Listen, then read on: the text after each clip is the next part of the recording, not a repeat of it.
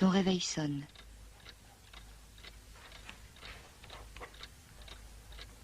Tu ne bouges absolument pas. Tu restes dans ton lit. Tu refermes les yeux. Ce n'est pas un geste prémédité. Ce n'est pas un geste d'ailleurs, mais une absence de geste. Un geste que tu ne fais pas. Des gestes que tu évites de faire. Tu t'es couché tôt. Ton sommeil a été paisible. Tu avais remonté ton réveil. Tu l'as entendu sonner. Tu as attendu qu'il sonne pendant plusieurs minutes au moins, déjà réveillé par la chaleur, ou par la lumière, ou par l'attente. Tu ne bouges pas, tu ne bougeras pas. Un autre, un sosie, un double fantomatique et méticuleux fait peut-être à ta place, un à un, les gestes que tu ne fais plus. Il se lève, se lave, se rase, se vêt, s'en va. Tu le laisses bondir dans les escaliers, courir dans la rue, attraper l'autobus au vol, arriver à l'heure dite aux portes de la salle d'examen. Tu te lèves trop tard. Tu ne diras pas sur 4, 8 ou 12 feuillets ce que tu sais, ce que tu penses, ce que tu sais qu'il faut penser sur l'aliénation, sur les ouvriers, sur la modernité, sur les loisirs, sur l'école blanc ou sur l'automation, sur la connaissance d'autrui, sur Marx, rival de Tocqueville, sur Weber, ennemi de Lukács. De toute façon, tu n'aurais rien dit car tu ne sais pas grand-chose. Et tu ne penses rien. Ta place reste vide. Tu ne finiras pas ta licence. Tu ne commenceras jamais de diplôme.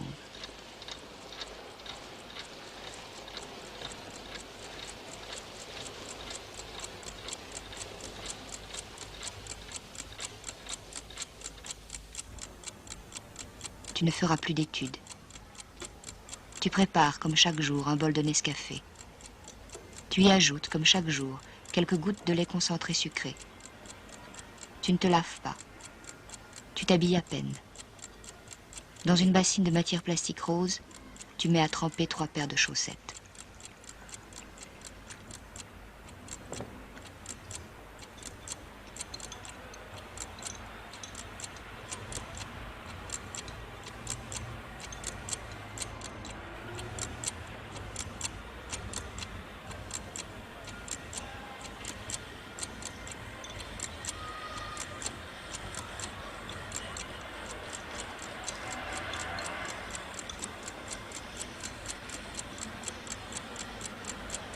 Tu ne vas pas à la sortie de la salle d'examen t'enquérir des sujets qui ont été proposés à la perspicacité des candidats.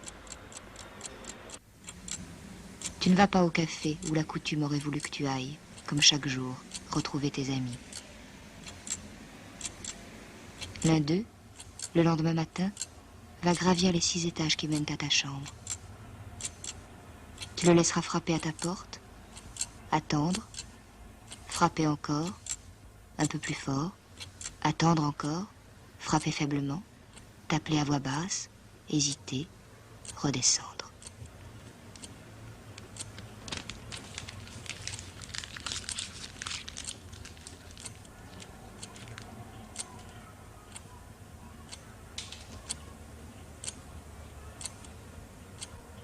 D'autres sont venus, le lendemain, le surlendemain, ont frappé, ont attendu, ont appelé, ont glissé des messages.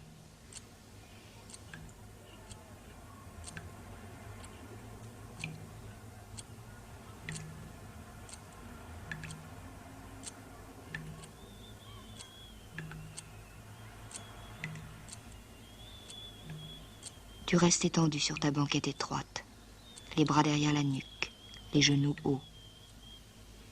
Tu n'as envie de voir personne, ni de parler, ni de penser, ni de sortir, ni de bouger.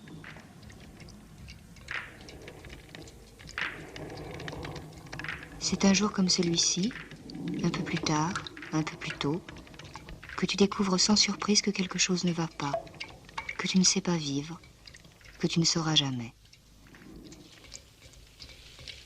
Le soleil tape sur les tôles du toit. La chaleur dans la chambre de bonne est insupportable. Tu es assis, coincé entre la banquette et l'étagère, un livre ouvert sur les genoux. Tu ne lis plus depuis longtemps. Tes yeux restent fixés sur une étagère de bois blanc, sur une bassine de matière plastique rose dans laquelle croupissent 6 chaussettes. La fumée de ta cigarette abandonnée dans le cendrier monte, rectiligne ou presque, et s'étale en nappe instable sous le plafond marqué de minuscules lézardes.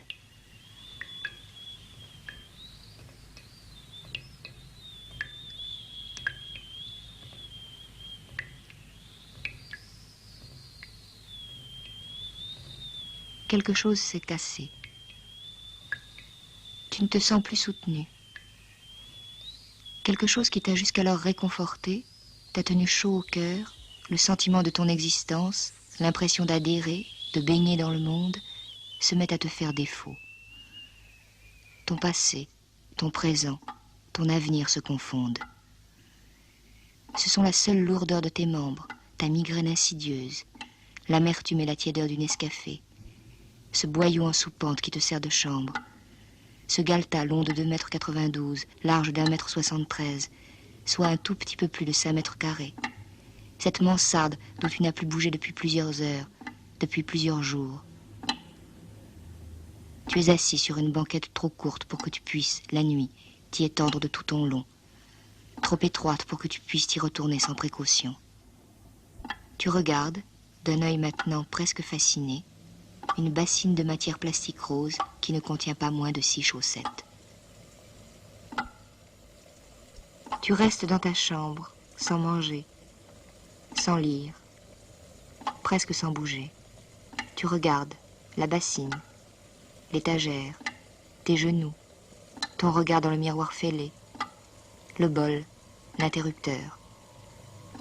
Tu écoutes les bruits de la rue, la goutte d'eau au robinet du palier, les bruits de ton voisin, ses raclements de gorge, ses quintes de toux, le sifflement de sa bouilloire. Tu suis sur le plafond la ligne sinueuse d'une mince fissure, l'itinéraire inutile d'une mouche, la progression presque repérable des ombres.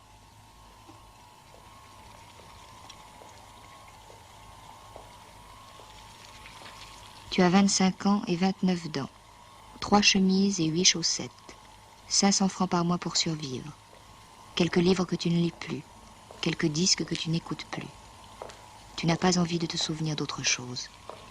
Tu es assis et tu ne veux qu'attendre, attendre seulement jusqu'à ce qu'il n'y ait plus rien à attendre.